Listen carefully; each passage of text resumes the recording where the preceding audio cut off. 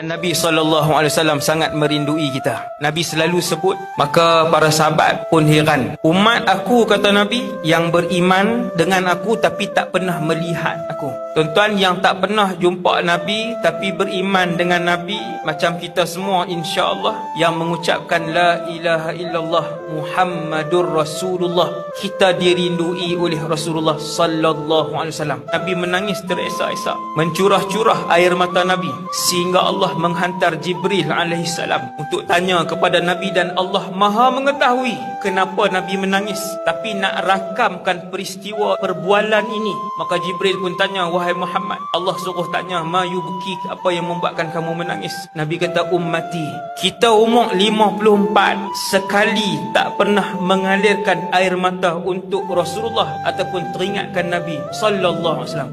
Malam ni umur kita 49, sekalipun air mata ini tidak pernah dialirkan kerana merindukan Rasulullah. Nabi menangis teresak-esak. Bila Jibril tanya kenapa wahai Muhammad, ummati, teringat, Nabi kata, teringat nasib umat aku.